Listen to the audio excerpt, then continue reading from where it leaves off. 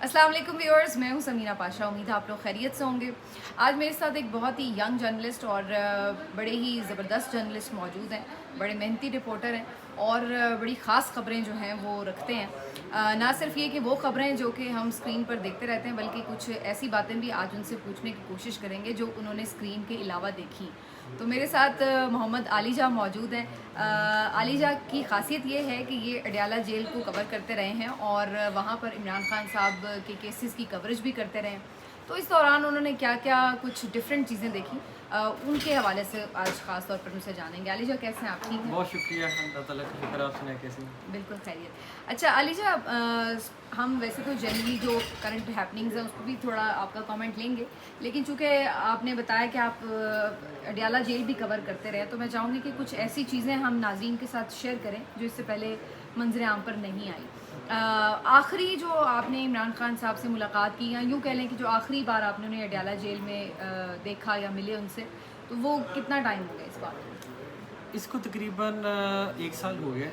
اور آپ کو پتہ ہے کہ جب لاسٹ ٹائم خان صاحب کی ملاقات ہوئی ہے ڈاکٹر عظمیٰ سے، اس سے کافی عرصہ پہلے ہی جرنلسٹ کے ساتھ ان کا انٹریکشن ختم ہو گیا تھا.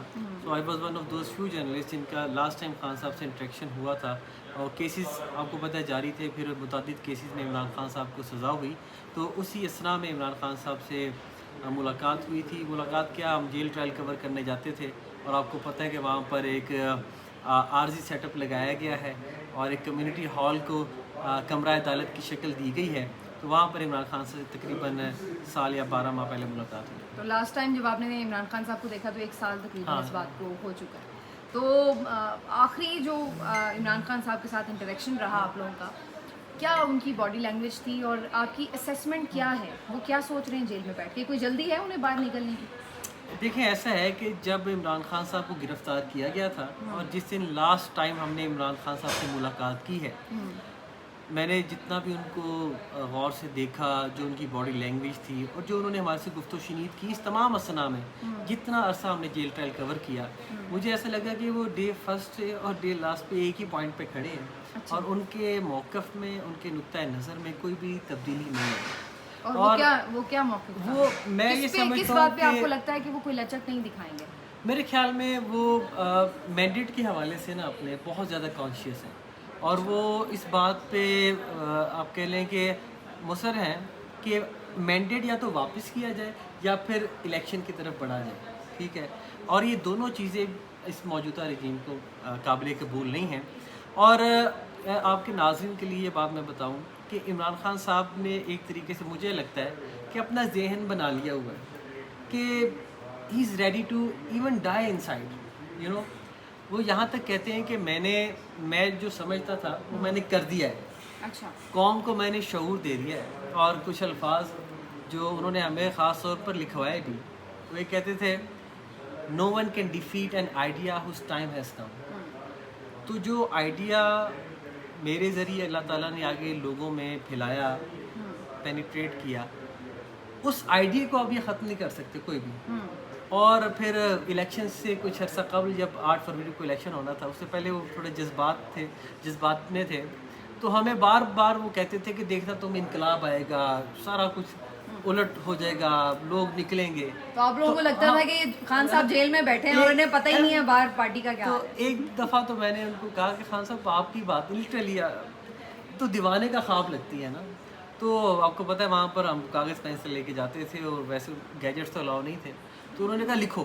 ہم نے کہا اچھا لکھیں. تو ہاف سلیو شرٹ پہنتے تھے، ان کی ناڑیں ایسے کر کے کہتے میں اس وقت لوگوں کی رگوں میں دوڑ رہا ہوں اور تمہیں 8 فروری کو نظر آئے گا کہ انقلاب آئے گا. اور پھر جب ہم انتخابات کے بعد پہنچے اڈیالہ اگلے کیس میں، تو خان صاحب پھر اسی طریقے سے اپنے انداز سے آئے اور انہوں نے انگلی ہوا میں بلند کی اور کہا کہ میں نے تمہیں کہا تھا. تو وہ شاید اخبار کے ذریعے ان کو پتہ چل گیا ہوگا کہ واقعی لوگوں نے ووٹ کاسٹ کیا ہے. تو وہ اس بات پہ میرے خیال میں تکیہ کیے بیٹھے ہیں کہ he is waiting for something to happen. اور مین وائل وہ کہتے ہیں کہ میں یہاں پہ کمفرٹیبل ہوں. اور آپ کو پتہ ہے کہ ان کی یہ خاصیت ہے بینگ اے اسپورٹس مین کہ وہ کلیمٹائز کر لیتے ہیں اپنے آپ کو. تو اٹک جیل میں جب وہ تھے، سوری اس سے پہلے کس جیل میں تھے خان صاحب؟ اٹک جیل میں. اٹک میں جیل میں تھے. تو انیشیل ڈیز میں ان کو ان کے بقول تنگ کیا گیا اور کھانے پینے میں بھی بہت زیادہ یعنی کہ دال بھی دی گئی تو بڑی پتلی سی روٹی سخت. تو کہتے میں نے تو اس میں بھی اپنے آپ کو نا ایڈجسٹ کر لیا تھا. جب مجھے کہا کہ یہاں سے اڈیالہ جانا ہے تو میں نے کہا نہیں میں ٹھیک ہوں ادھر. تو اب اڈیالہ میں بھی انہوں نے اپنے آپ کو نا بہترین طریقے سے ایڈجسٹ کر لیا ہوا ہے. عمران خان صاحب کو پتہ ہے کہ قیدی 804 کا نمبر جو انہیں اٹک میں ملا تھا وہی ان کی وہ ایک ان کے ساتھ پہچان بھی بن گیا اور ان کے ساتھ ایسا ایسوسیٹ ہو گیا کہ لوگ اسی سے ان کو جو ہے وہ پکارتے بھی ہیں. وہ ایک سائفر کیس کے دوران ہی نا شاہ محمود قریشی بھی خان صاحب کے ساتھ میں آگے آئے نا ہمارے ساتھ گفت و شنید کرنے کے لیے. تو اسی طریقے سے 804 کا تذکرہ ہوا نا. ہم نے کہا خان صاحب آپ کا 804 ہے تو اسی طرح 831 یا 832 کا یہ شاہجی کا یہ رکھ دیتے ہیں نا. تو پھر کمرہ عدالت پر نا کافی کہکا بھی لگا. تو ان کو اس چیز کا ادراک ہے کہ 804 جو ہے نا وہ برانڈ بن چکا ہے. لیکن یہ یاد رہے کہ یہ سب باتیں جو عالیجا کر رہے ہیں یہ ایک سال پہلے کی جو ان کی آلموسٹ کیسز کے دوران جو ساری ان کی آبزرویشن ہے اور انٹریکشن ہے اس کی بات کریں. خان صاحب نے آپ نے بتایا کہ جب انہیں آپ ملے دوبارہ تو انہوں نے کہا کہ دیکھا لوگوں نے ووٹ کیا ہے. اس کے بعد پھر آنورڈ ظاہر ہے جس طرح سے حکومت تو دوسرے لوگوں کی بنا دی گئی, مینڈیٹ تو چرا لیا گیا. تو خان صاحب کو اس بات کا بھی پہلے سے اندازہ تھا کہ اگر پاکستانی عوام نے انہیں ووٹ کر بھی دیا تو حکومت پھر بھی پی ٹی آئی کو نہیں بنانے دی جائے گی, یا ان کے لیے یہ کوئی سرپرائز تھا کہ پی ٹی آئی کی جو باقی باہر بیٹھی قیادت ہے وہ مینڈیٹ کی حفاظت نہیں کر سکتی؟ دیکھیں میڈم بات یہ ہے کہ عمران خان صاحب نے جو اڈیالہ میں کافی عرصے سے پریڈکشن کو کرتے آ رہے تھے نا, وہ ہم جو ان کے ساتھ انٹریکٹ کرتے رہتے تھے وہ بتاتے رہے دیکھا میں نے تو یہ کہا تھا یہ ایسے ہو گیا, یہ ایسے کہا تھا یہ ایسے ہو گیا. ان کو یہ تو ادراک تھا کہ لوگ نکلیں گے ووٹ کاسٹ کریں گے اور یہ بھی یقینی طور پر ان کو ادراک ہوگا کہ اس کے ساتھ بعد میں کیا کیا جائے گا. تھوڑے خائف نظر آتے تھے ہمیں جو قیادت ہے, تھوڑے گلے شکوے ہوتے ہیں, لیکن ظاہری بات ہے اب انہی کو خان صاحب نے چنا ہے تو انہی نے کچھ نہ کچھ کرنا تھا. میں یہ سمجھتا ہوں کہ موجودہ قیادت نے اس چیز میں بہت زیادہ وقت ضائع کر دیا کہ خان کی طرف سے ہی کوئی ڈائریکشن آئے گی تو ہم لائحہ تشکیل دیں گے, کیونکہ جو ہمارا بوجھ اٹھانے کے لیے تیار نہیں. عمران خان صاحب سے انٹریکشن ہوتا رہا, انہوں نے کہا کہ دیکھو اپنے لیے تحریک چلانے کا یا مجھے باہر نکالنے سے متعلق میں اپنی قیادت کو کبھی بھی نہیں کہوں گا, اور نہ انہوں نے کہا ہے. اور وہ کہتے ہیں میرے ضمیر پہ بوجھ ہے کہ کوٹ لکھپت کے اسیران ادھر گل سڑ رہے ہوں, ہزاروں لوگ جیلوں میں سڑ رہے ہیں اور میں ان کو کہوں کہ مجھے نکالو. تو میں نے بارہا, کیونکہ میں پی ٹی آئی بھی کور کرتا ہوں, میں نے ان کی قیادت سے یہ سوال کیا کہ دیکھیں ہم خان سے ملتے رہے ہیں, مجھے تو یہ کبھی بھی نہیں لگتا اور نہ یہ خان کہتا ہے کہ مجھے نکالو. تو یہ آپ کے اوپر ذمہ داری ہے کہ اگر آپ سمجھتے ہیں وہ قوم کا مسیحا ہے اور حالات ٹھیک کر سکتے ہیں تو آپ نے لائحہ عمل تشکیل دینا ہے. In spite of the fact you should be waiting. اب 1-1.5 سال کا گیپ آ گیا ہے. سو لاسٹ ٹائم تو یہاں تک ہوا تھا کہ سلمان اکرم راجہ کو جب سیکرٹری جنرل دوبارہ ان کے بقول بنایا گیا, ان کو ذمہ داری دی گئی, اور علامہ صاحب اور محمود اجکزئی کو بھی آپ کو پتہ ذمہ داری دی گئی.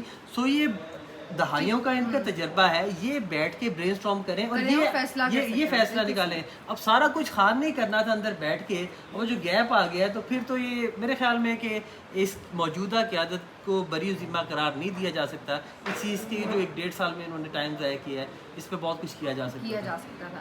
اچھا, صحت کے حوالے سے بھی اب تو خیر کچھ اور تشویشناک خبریں ہیں, ظاہر ان کی آنکھ کے ایشوز بھی ہیں اور فیملی اس بات کا تقاضا کر رہی ہے کہ انہیں ہاسپٹلائز بھی کیا جائے. لیکن آپ کی اس وقت جب عمران خان صاحب سے ملاقات ہوتی تھی تو آپ نے کیا آبزرو کیا صحت کے حساب سے کہ وہ مطلب فٹ تھے؟ کیونکہ باہر جو لوگ آتے تھے وہ تو یہی رپورٹ کرتے تھے کہ ماشاء اللہ وہ فٹ ہیں, اور ایکسٹریملی فٹ اس وقت تو وہ تھے, بہترین ان کی صحت تھی, حشاش پرشاش, اور کمپلیکشن ان کا پہلے ہی بہت فیئر ہے, مزید فیئر ہوا ہوا تھا.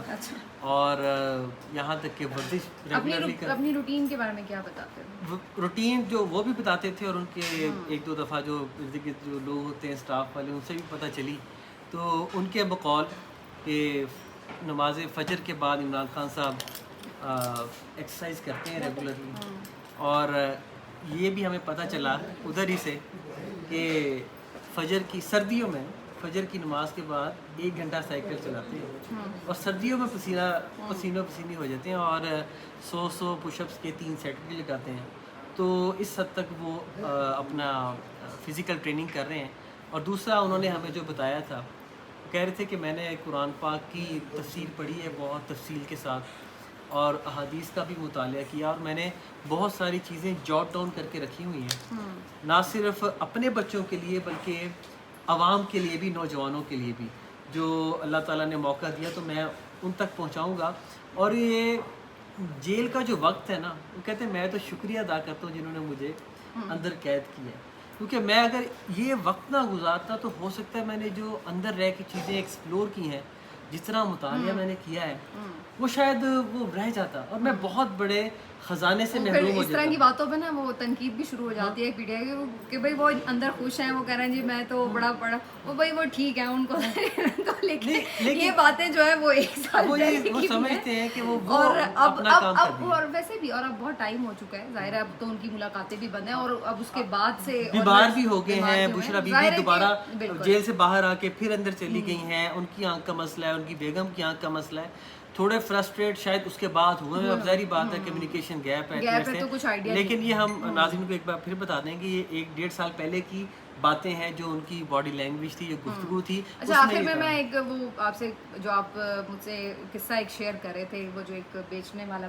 پتیسا بیچنے والا شخص تھا، اس کا وہ قصہ ضرور ناظرین کو سنائیں۔ وہ یہ تھا کہ ہم جب انٹر ہو رہے ہوتے تھے جیل ٹرائل کے لیے، تو پورا پروسیس ہے سیکیورٹی کا، چیکنگ کا، سارے معاملات، سو ہم گیجٹس اپنے باہر جمع کرائے تھے، اپنے ڈی ایس این جی والوں کو دیتے تھے یا جیل، تو اب ہم نے موبائل جمع کرا دیے ہوتے تو ایک دم آواز پڑتی تھی کہ آ جائے نا، اور کئی دفعہ زیادہ تر یہ ہوتا تھا کہ ہم ایک ہی دفعہ میں نے اکٹھے ہی اندر جاتے تھے، 1 by 1 نہیں، تو وہ میں ایسے جا رہا تو میں نے پیچھے دیکھا ایک ضعیف العمر بزرگ شخصیت تھے، آپ کو پتہ ہے ادھر اڈیالہ تھوڑا سا پیچھے بیکورڈ ایریا گاؤں بھی ہیں، تو اس نے نا تھالی میں پتیسا اٹھایا ہوا تھا، وہ بزرگ تھے، تو میں کیا دیکھتا ہوں انہوں نے ایسے اٹھا کے اس کو سڑک پہ یا جو بھی بنا ہوگا وہاں پہ رکھا، تو جیل کی طرف منہ کر کے نا ایسے انہوں نے سلوٹ کیا، لٹرلی اٹ از، تو میں دیکھ رہا ہوں کہ یہ یعنی کہ مجھے منفرد چیز لگی ہے، کیا ہو رہا ہے، تو میں اندر جاتے جاتے نا بھاگ کے پھر ایک دم واپس آیا، تو میں نے پوچھا چاچا جی یہ کیا کیا ہے، تو کہتے اندر خان ہے نا ساڈا، تو میں نے کہا اس کو کیا پتا، کہتا اس کو نہیں پتا سنتے پتا ہے نا، سو وہ میں اس وقت کیونکہ موبائل نہیں تھا میں ریکارڈ نہیں کر سکا، لیکن یہ ایک چھوٹا سا واقعہ جو ہے وہ میں نے آبزرو کیا، یعنی کہ لوگوں یہ 8 فروری سے پہلے کا تھا، سو پھر جو خان صاحب لگاتار بات کر رہے تھے نا، تو مجھے اس واقعے کے ذریعے جھلک نظر آ گئی تھی کہ شاید 8 فروری کو وہی ہو جو خان کہہ رہا ہے۔ ٹھیک، بہت شکریہ آپ کا علی جان، اور ناظرین کوشش میں نے کی کہ تھوڑا سا ذرا بیک گراؤنڈ بھی جانے چیزوں کا، اور علی جا چونکہ ایک نہ صرف یہ کہ فیلڈ رپورٹر ہیں بڑے زبردست، بلکہ بڑے اچھے آبزرور بھی ہیں اور خود بھی اپنے انالیسس کرتے ہیں، تو آج کی اس نشست کو یہیں پہ ختم کرتے ہیں، انشاءاللہ اگلی ویڈیو میں آپ سے ملاقات کریں گے، اپنا خیال رکھیے، اللہ حافظ۔